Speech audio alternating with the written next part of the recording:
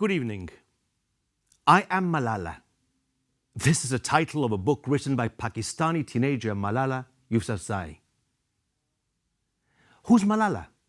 Thus asked the Taliban terrorist who stormed into a bus in Pakistan on the 9th of October 2012. And who is Malala? Malala is a teenage activist shot in the head by the Taliban in an attempt to silence her and end her campaign for girls' rights to go to school. The shooting of Malala and her valiant fight for life brought to the fore the plight of millions of children around the world denied an education. In a speech delivered by Malala on International Women's Day in March 2014, Malala explained that at an early age, she realized that life was controlled by the Taliban and, to quote her, there was no freedom for anyone. The terrorists were not accepting diversity. We had two options, to remain silent and die, or to speak and then die. And I chose the second one.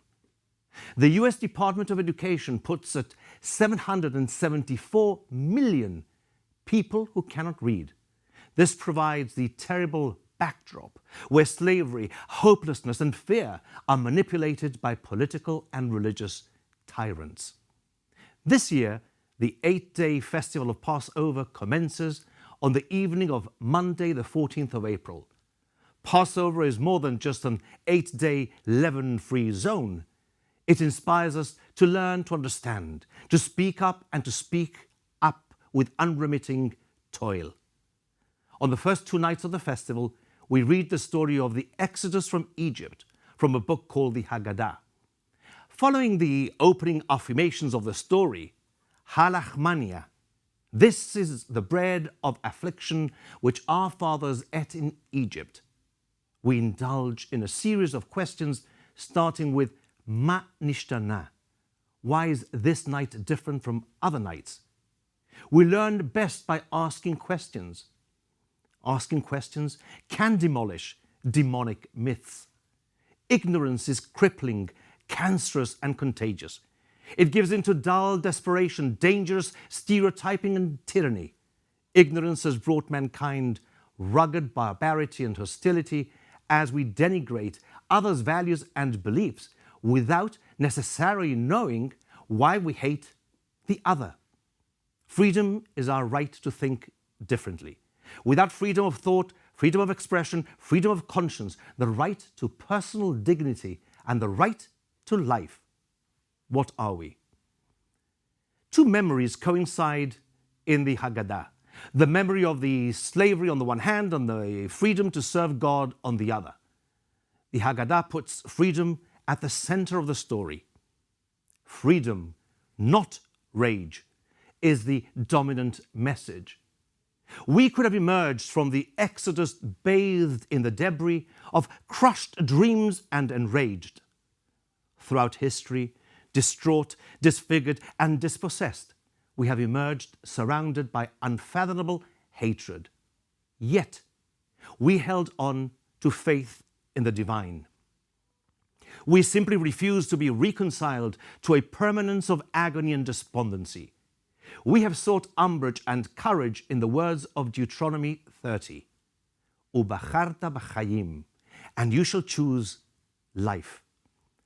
Across our history, we have refused to be shrouded in a cloud of woe, but emboldened by the buoyancy of faith. Passover instills in us a pledge to respond to the mental straitjackets of racial animosities brought about by illiteracy, pregnant with spite and gangrened by racist mythology. Ignorance breeds bigotry. Tse ulmad, go out and learn, the Haggadah tells us.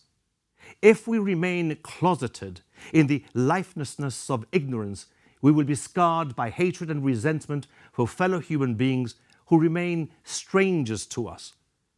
The book of Leviticus tells us to be kind to the stranger in our midst because we were strangers in Egypt.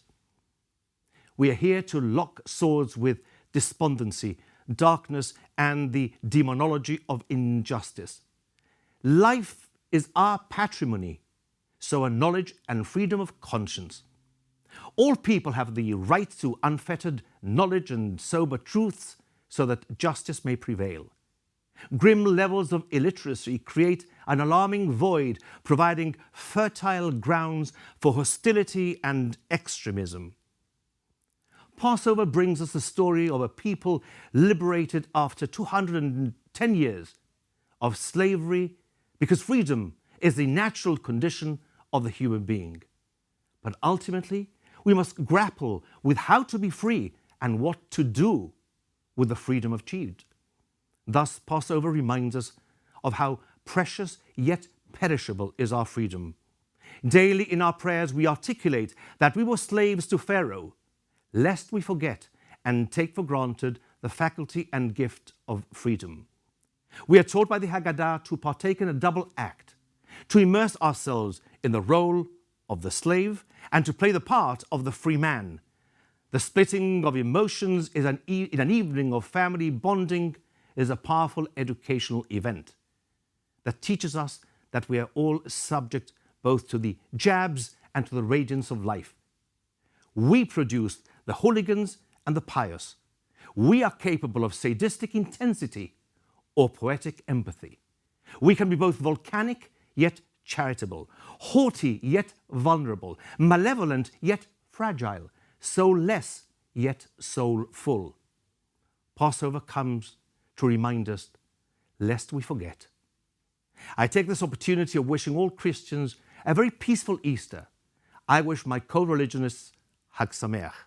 I wish you all, of whatever faith or of none, shalom and a rich harvest of blessing. Thank you.